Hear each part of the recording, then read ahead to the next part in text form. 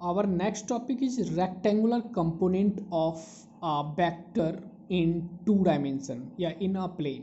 ठीक है, अब हमें जो रेक्टेंगुलर कंपोनेंट हैं of a vector in a two dimension उसको एक्सप्लेन करेंगे। When a vector is splitted in two component vectors at right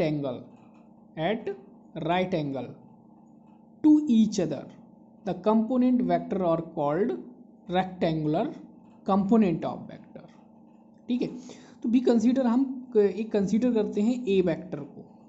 ठीक है, और रिप्रेजेंटेड किया जाता है ओ आर से। ओ आर क्या है हमारे पास? ओ आर है हमारे पास ए वेक्टर, यही हमने कंसीडर किया है।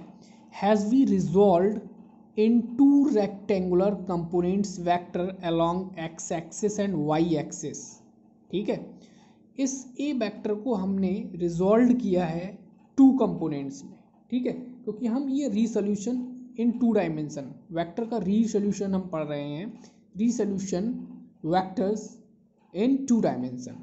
ठीक है, तो इस ए वेक्टर के दो कंपोनेंट हैं अलोंग एक्स एक्सिस और वाई एक्सिस। ठीक है, एक्स एक्सिस के अलोंग हमने ले लिया ये आई कैप है, इसे हमने जे कैप कह दिया।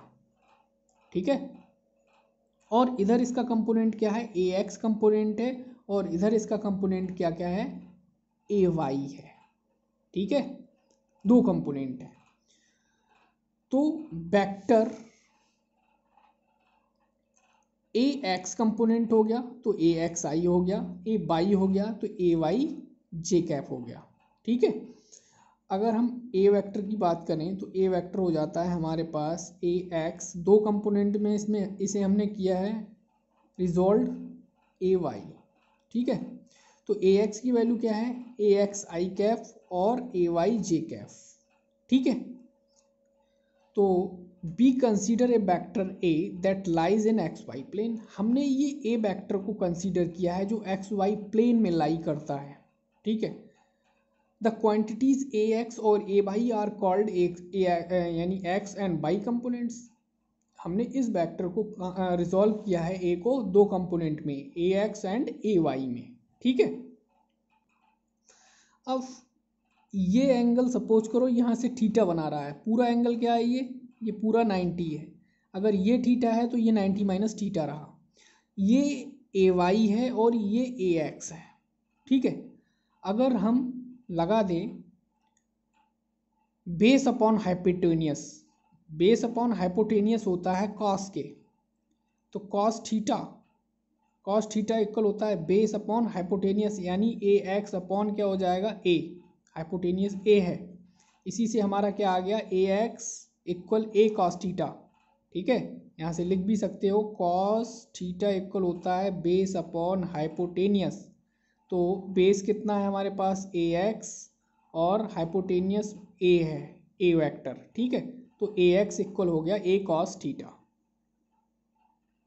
सिमिलरली यहाँ हम निकाल सकते हैं ए वाई कंपोनेंट, ये आएगा ए साइन थीटा, और ए एक्स आया हमारा ए कॉस थीटा।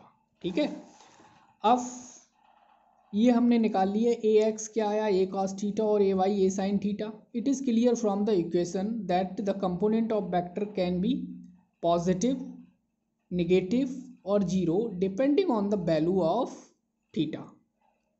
ठीक है, जो कंपोनेंट हैं वेक्टर के वो पॉजिटिव भी हो सकते हैं, नेगेटिव भी हो सकते हैं, जीरो भी हो सकते हैं। ये डिपेंड करेगा वैल्यू किस पर? थीटा की वैल्यू पे। ए वेक्टर ए, जो ए वेक्टर है, can be specified in a plane by two ways. ठीक है, कौन से टू वेज हैं? It magnitude A and the direction theta, it makes with angle x axis. ठीक है, its component A x and A y. तो हम इसका निकालेंगे रिजल्टेंट ए। तो वो ए कैसे निकालते हैं? ए निकालेंगे, अब कोई भी वेक्टर दे रखा होगा इस तरह से, वेक्टर ए होगा ए एक्स आई कैफ प्लस ए वाई जे कैफ, या माइनस भी हो सकता है, कोई दिक्कत नहीं उससे।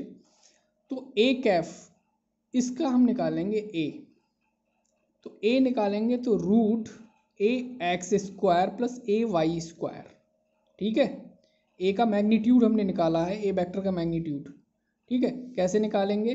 ये जो ए एक्स कंपोनेंट है, ए वाई कंपोनेंट है, उसका ए एक्स स्क्वायर प्लस ए वाई स्क्वायर, ठीक है। सिमिलरली हम टेन थीटा भी फाइंड आउट कर सकते हैं। कौन से ट्रायंगल में लगाएंगे? इस वाले ट्रायंगल में, ओ आर पी में। टेन थीटा इक्वल क्या होगा? P R upon O P, ठीक है, P R upon O P, यानी perpendicular upon base tan theta. तो वहीं से ये टेन थीटा आ गया है, P R upon O P equal, P R कितना है? ए वाई, और ओ पी है हमारे पास ए एक्स, ठीक है। तो टेन थीटा, यहाँ से हम डायरेक्शन फाइंड आउट कर सकते हैं। थीटा इक्वल लिख सकते हैं टेन इनवर्स ए वाई अपॉन ए एक्स, ठीक है।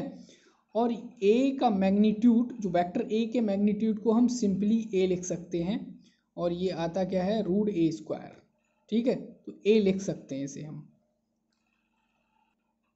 फॉर बेटर अंडरस्टैंडिंग के लिए हमने ये जो कंपोनेंट फाइंड आउट किए हैं बेटा, इस ट्रायंगल से ही लिए हैं सभी, ट्रायंगल ओ आर पी में, ठीक है। क्या लिया है इन ट्रायंगल ओ आर पी में? Cos theta base upon hypotenuse, O P upon O R है, ओ पी इक्वल क्या हो जाएगा? O R cos theta, A x equal हो गया ए कास थीटा, ठीक है। तो कंपोनेंट आ गया ए एक्स निकल के, ए कास थीटा, यहाँ हमने डायरेक्ट लिख दिया, ठीक है। सिमिलरली इसी तरह से इन ट्रायंगल ओ आर क्यू में लगाएंगे cos 90 minus theta B upon H, ठीक है। और इस तरह से यहाँ ये ए वाई कंपोनेंट आ जाएगा हमारा ए साइन थीटा। देखो कास 90 माइनस थीटा क्या होता है? कास 90 माइनस थीटा चेंज हो जाता है, और ये होगा कास 90 माइनस थीटा का साइन थीटा, ठीक है, अकॉर्डिंग टू मैथमेटिक्स, ठीक है। ये टिक्नोमेट्री में कुछ रूल्स हैं, ठीक है, जो मैंने आपको शुरू के लेक्चर्स में पढ़ाए थे। तो ये वेक्टर ए है, ए इक्वल हो जाएगा ए कॉस थीटा आई प्लस ए साइन थीटा जे। अगर हम इसका क्या निकालें? मैग्नीट्यूड निकालें इस ए वेक्टर का, कैसे निकालोगे? ये अंडर रूट ए कॉस स्क्वायर थीटा का होल स्क्वायर प्लस ए साइन थीटा का होल स्क्वायर, तो ए मॉड आ जाएगा अंडर रूट ए, ठीक है।